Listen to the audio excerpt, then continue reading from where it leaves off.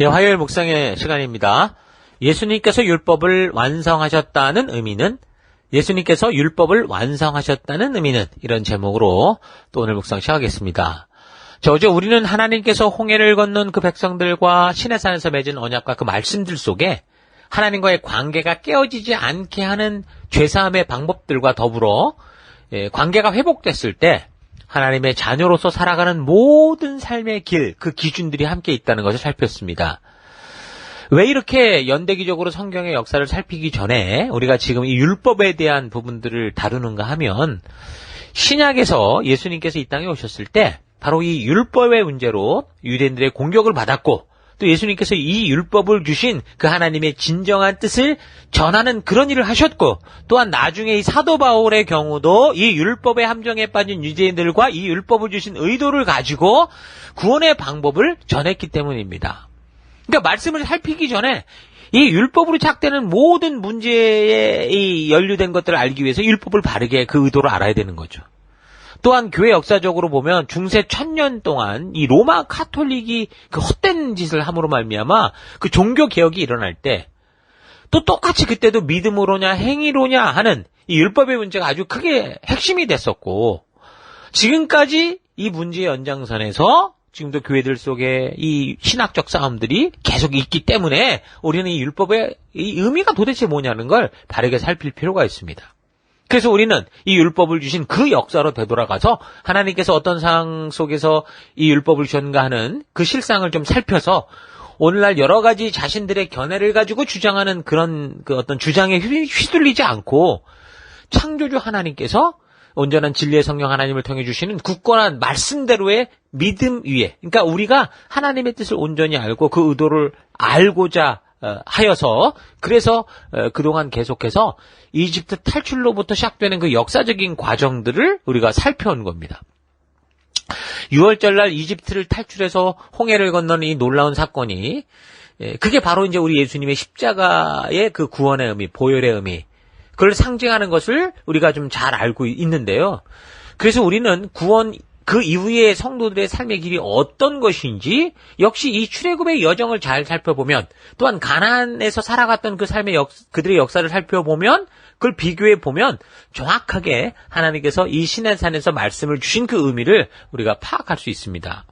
결국 이 성문화된 시내산 언약을 기준으로 역사의 흐름이 좌지우지되고 있고 성경을 우리가 전체적으로 살펴나가야 되는데 그 전에 그래서 도대체 이 역사의 길을 이렇게 흘러가는 어떤 그 핵심이 되는 이 율법의 그 정확한 의미, 배경, 의도 이런 것들을 온전히 알아두어야 우리가 성경을 살필 때 디테일하게 살필 때 더 바르게 알 수 있기 때문에 이렇게 율법을 먼저 우리가 다루고 있는 겁니다. 자, 어쨌든 그래서 그 율법의 내용을 이제 잘 분별해 볼 때 이 율법 안에는 뭐가 있다고 그랬습니까? 도덕법이라고 말하는 십계명을 시작으로 하나님의 백성답게 구체적으로 살아가게 하는 민법, 시민법, 삶의 가치들, 그리고 하나님과의 관계를 가로막는 죄를 해결하는 제사법 이런 게 이제 율법 속에 있다고 했죠.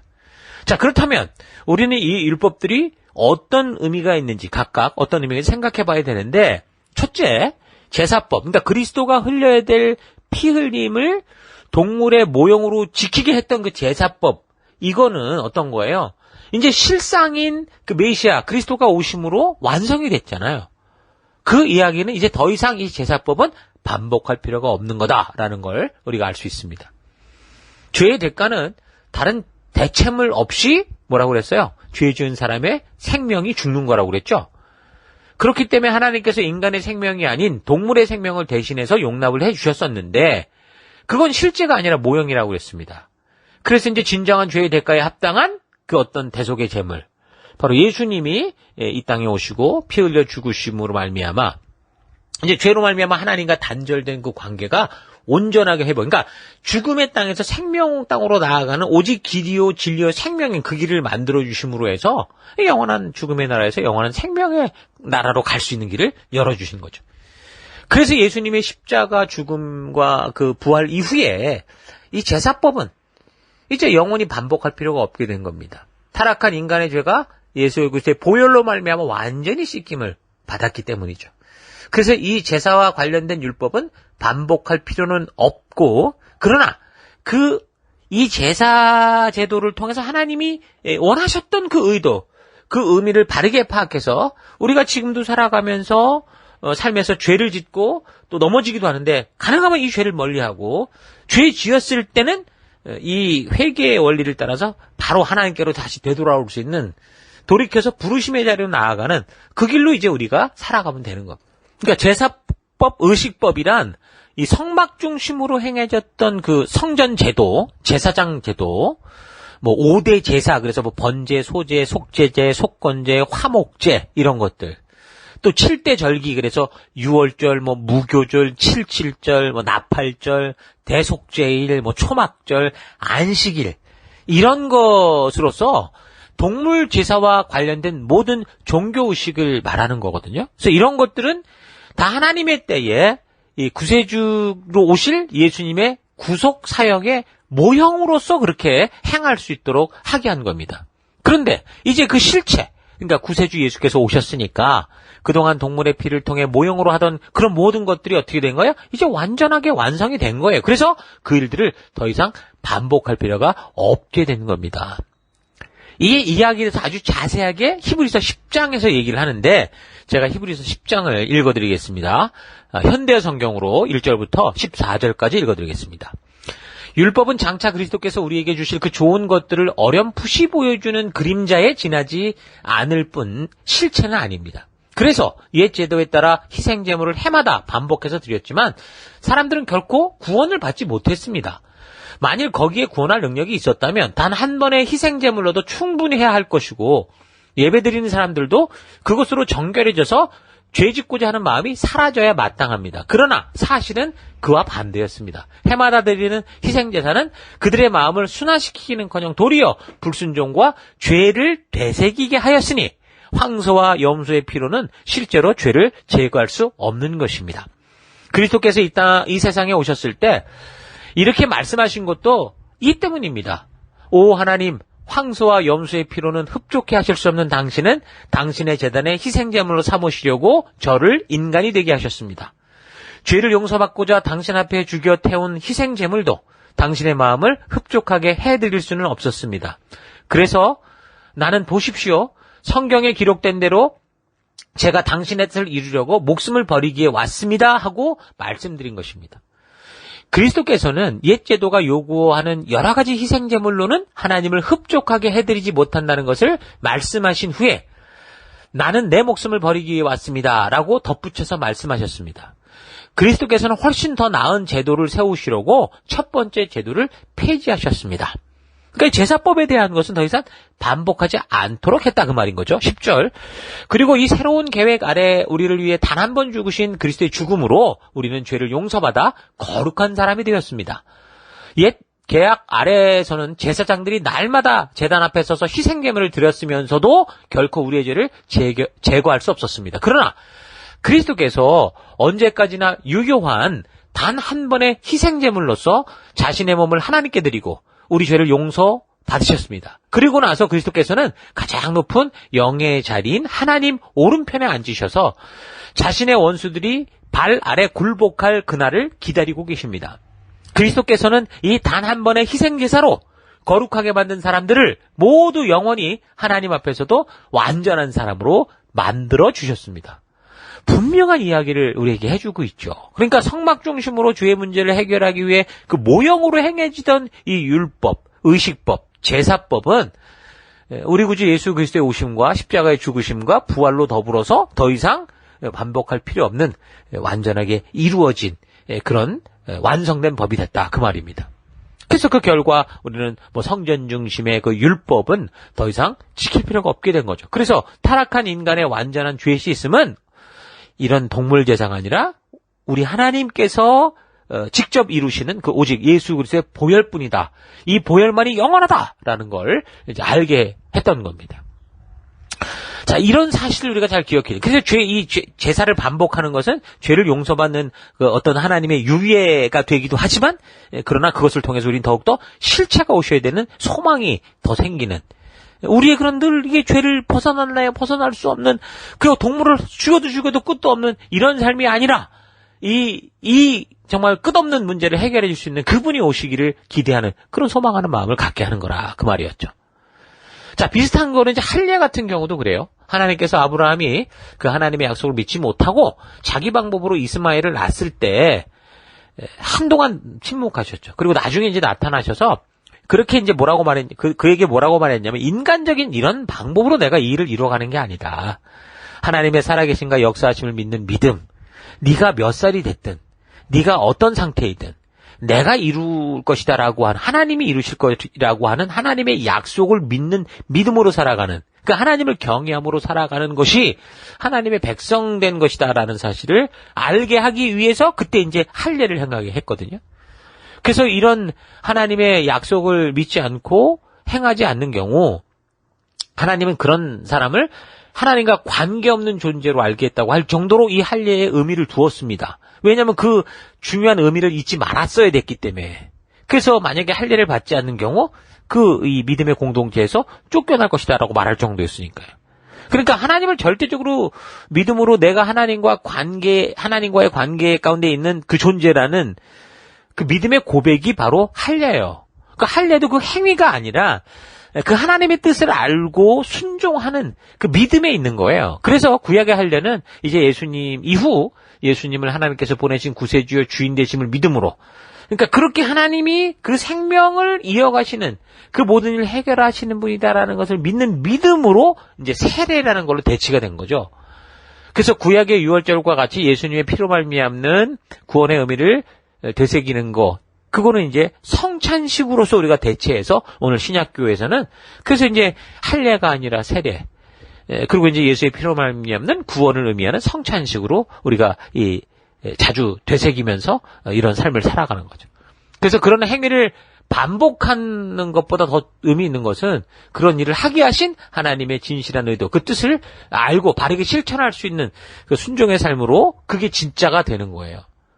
교회 안에 와서만 이 행사를 반복하는 게 의미가 있는 게 아니라 그 의도와 의미를 알고 밖으로 나가서 보내받은 그곳에서 하나님의 말씀의 가치를 따라 살아가는 게 실질적인 율법의 의도라는 거죠. 제사법의 의도요, 할례의 의도요, 성찬식의 의도라는 겁니다.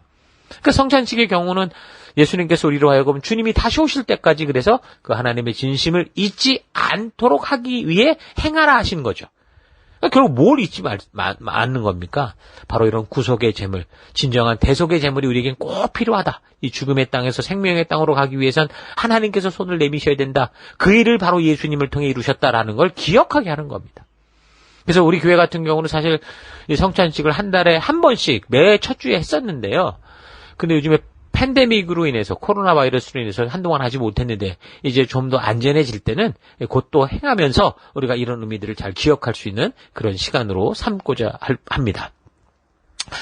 자, 그럼 둘째, 이제 제사법에 대한 첫째 말고 둘째 율법에 이제 어떤 게 있었습니까? 모형으로 하던 게 아닌 다른 율법들이 있죠. 그러니까 민법, 시민법, 도덕법 같은 거. 이건 그럼 어떻게 되느냐? 민법, 시민법의 경우는 한 나라가 존재함에 있어서 반드시 그 나라가 바르게 서기 위한 국가적 헌법에 속하는 겁니다. 국토를 지키고 사회의 기강과 위계 질서를 바로 세우고 백성들의 그 안녕과 생명과 재산을 지키기 위해서 이 사회와 신앙이 병들지 않게 하기 위해서 반드시 필요한 법이죠. 오늘날에도 제대로 된 국가 속에는 제대로 된 헌법들이 있잖아요. 그거 똑같은 거예요. 아무리 하나님의 통치를 믿는 사람들이라고 해도 그들이 살아가는 사회의 법과 질서를 무시하고 혼란과 무질서를 만약에 야기시킨다면 이게 하나님 나라에서 온전할 수 없다니까요. 에덴 동산에서도 온전할 수 없었던 것처럼 잘 기억해야 됩니다. 이런 결과로 재판장의 결과에 따라 결국은 어떻게 됩니까? 죄를 범했을 때는 뭐 사형에 처해지거나 구금이나 벌금 등을 물리는 그런 처벌법, 그게 이제 민법, 시민법 이런 건데, 그래서 어떤 사람들은 이거는 이스라엘이라는 그 나라가 결국 멸망하면서 다 없어진 거다라고도 하거든요. 그리고 이 법은 예수님께서 재림하신 후에 통치하시는, 그래서 뭐 천년왕국 기간 동안 예수님이 통치하시는 그 나라에서 사용할 그런 법이다. 그런 식으로도 얘기를 합니다. 그런데 이런 한 나라의 국가가 존속하기 위해 필요한 법들은 사실 어느 나라를 보아도 사람들이 살아가는 곳에서의 법들은 거의 비슷하고 유사한 것을 알 수 있거든요. 그 조금씩 다른 면이 있기는 해도 하나님이 창조하신 인간이 살아가는 곳이면 거의 똑같은 삶들을 살아가기 때문에 그래서 이 신의 산을 통해 주신 이 하나님 주신 이 민법에 해당하는 것들은 여전히 사람이 살아가는 그 어느 나라 어느 곳에서도 필요한 인간에게 필요한 기준이 된다고 할 수 있는 거예요. 그래서 이 신의 산에서 주신 법은 사람이 만들어낸 게 아니라 창조주 하나님께서 주신 것이다라는 걸 우리가 믿는 이상에 이 법들, 이 삶의 기준들은 어느 세대, 어느 시대, 어느 나라, 어느 민족, 어느 그 족속을 막론하고 당연하게 적용시키고 당연하게 기준으로 삼아가야 될 유일한 가치다라는 걸 우리가 알아야 되는 거죠. 이 성적인 범죄의 예를 들어보면 이것은 온 역사를 막론하고 인간의 본성이 하나님의 영으로 다스려지지 않는 곳에서 항상 자신의 생각과 욕심과 욕정을 따라 살기 위해 벌어지고 있는 이게 끊이지 않는 고질병과 같은 죄들이거든요. 그래서 레위기 18장에 나오는 내용을 보면 정말 이런 성적인 관계들 하나라고 싶을 만큼의 이상한 성적인 범죄들에 대해서 언급을 하면서 그걸 금하는 내용이 나옵니다. 그 얘기는 뭡니까? 과거로부터도 그 끔찍한 이상한 그런 성적인 범죄들이 계속되어 왔기 때문에 하나님께서 그것을 분명하게 끄집어내서 금하라신 거죠. 동성연애가 그렇고 이런 게 다 그렇게 명하라. 이걸 아주 단호하게 하기 위해서 하나님의 분명한 뜻을 알게 하기 위해서 그런 경우는 사형에 처하라고 할 정도죠.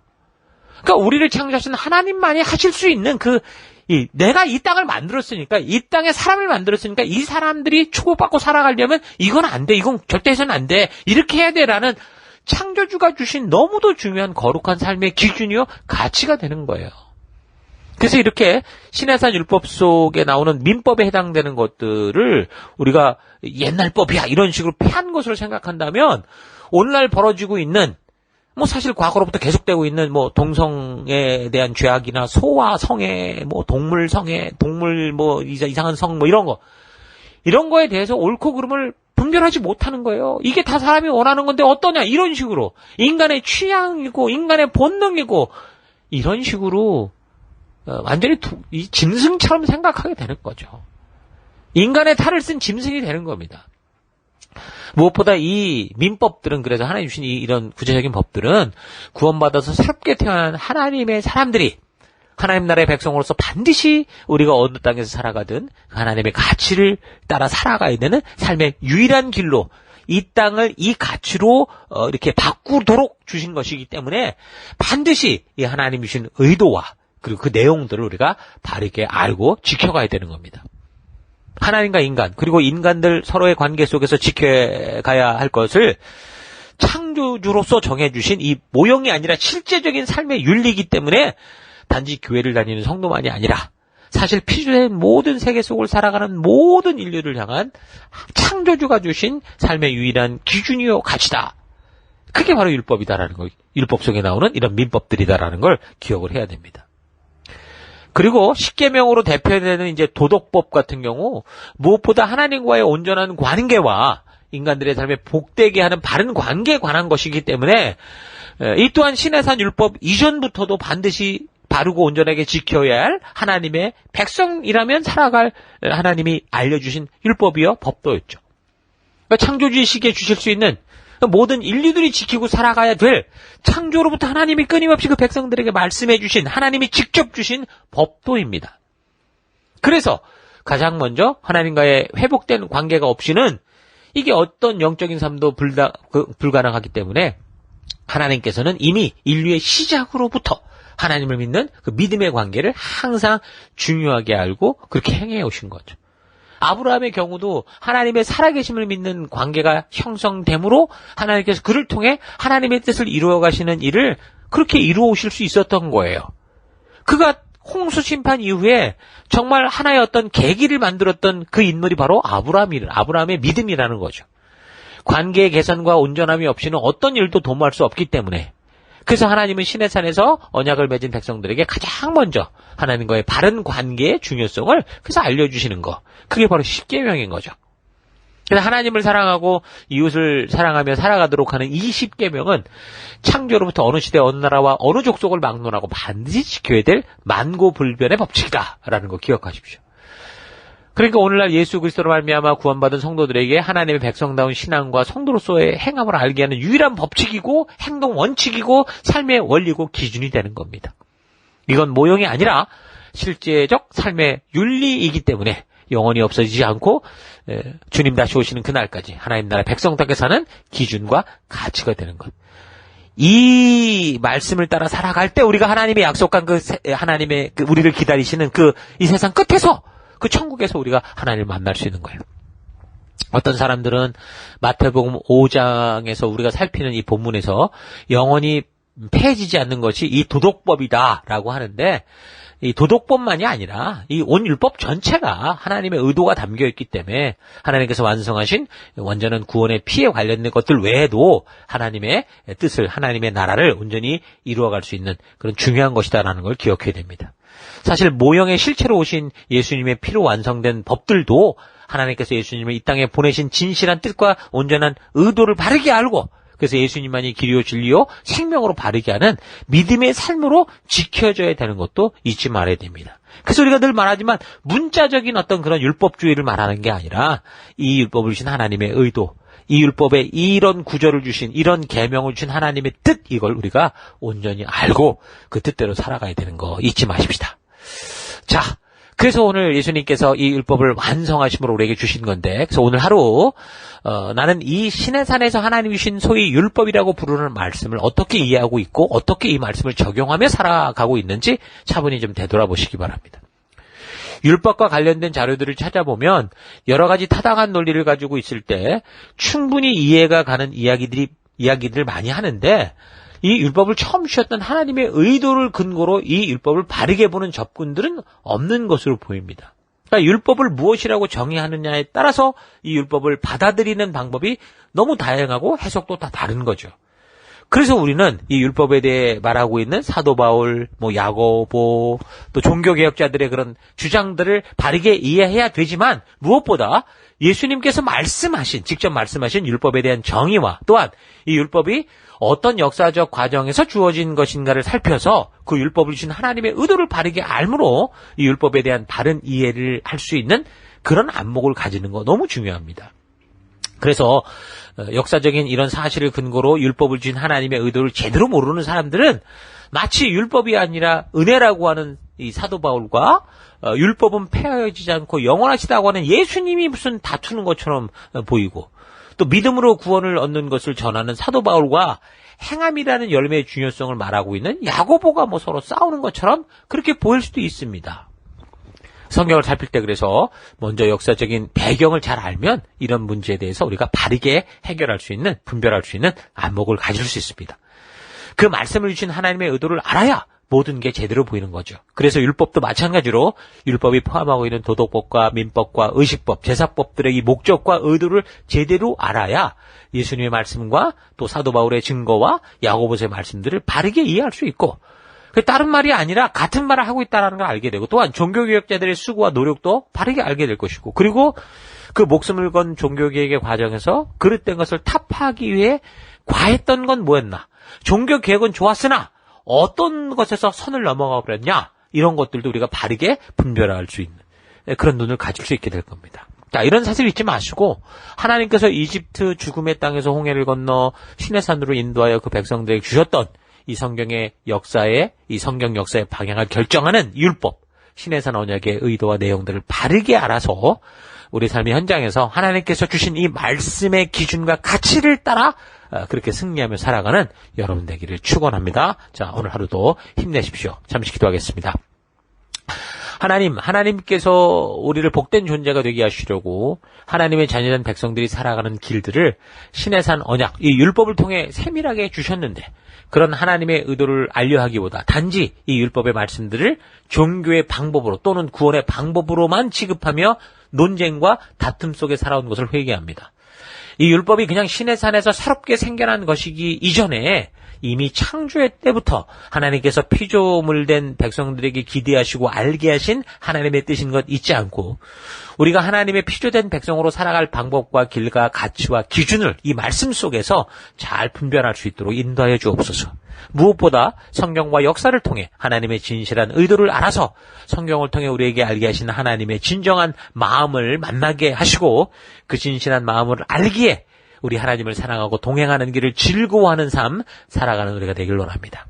예수님께서 율법을 완성하셨다는 의미는 바로 이렇게 우리가 하나님과의 온전한 관계 가운데서 주의 창조의 백성으로 살게 하셨다는 귀한 뜻이 있는 것 잊지 않고 우리 예수님께서 완성하신 이 귀한 하나님의 말씀과 그 가치를 따라 오늘 내 삶의 현장에서 그 뜻대로 살아가는 주의 백성 되기를 간절히 바라옵고 예수님 이름으로 기도했습니다. 아멘.